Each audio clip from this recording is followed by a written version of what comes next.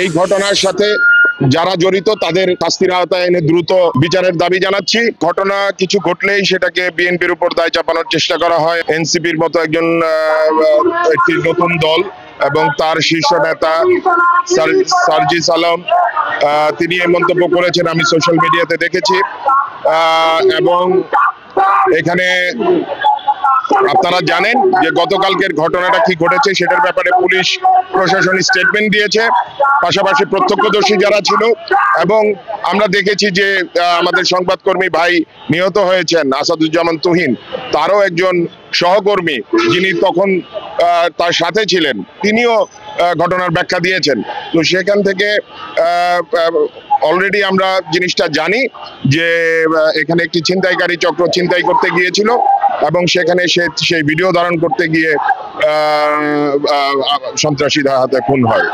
তো আমরা এর তীব্র নিন্দা ও প্রতিবাদ জানাচ্ছি এবং প্রশাসনকে বলবো দ্রুত এইসব সন্ত্রাসী এবং ছিনতাইকারীদেরকে পুরো সিন্ডিকেট যেটা আছে এই চক্রটাকে তারা দ্রুত ধরে ফেলবে।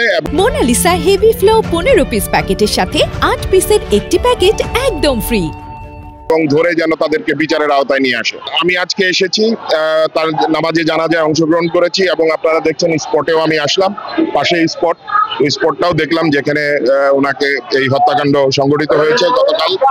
তো আমাদের ভারপ্রাপ্ত চেয়ারম্যান সবসময়ই আমাদের যারা দুঃখী এবং যারা আপনার এই ধরনের নিরীহ মানুষ আছেন তাদের পাশে উনি দাঁড়ান।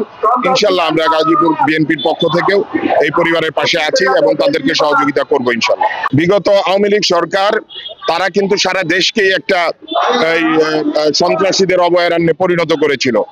সেই সন্ত্রাসীরা এখনো বিচ্ছিন্নভাবে বিভিন্ন জায়গায় বিভিন্ন ঘটনা ঘটাচ্ছে। তো এই ঘটনার সাথে যারা জড়িত তাদের আমি শাস্তির আওতায় এনে দ্রুত বিচারের দাবি জানাচ্ছি এবং আমি অন্যান্য রাজনৈতিক দল যারা আছেন তাদেরকেও আহ্বান জানাবো যে আপনারা আসুন, আমরা ঐক্যবদ্ধভাবে এই সমস্যাগুলোর যেন সমাধান হয় সেজন্য আমরা কাজ করি একসাথে। এখানে এইসব বিচ্ছিন্ন ঘটনা নিয়ে যেন আমরা অপরাজনীতি না করি।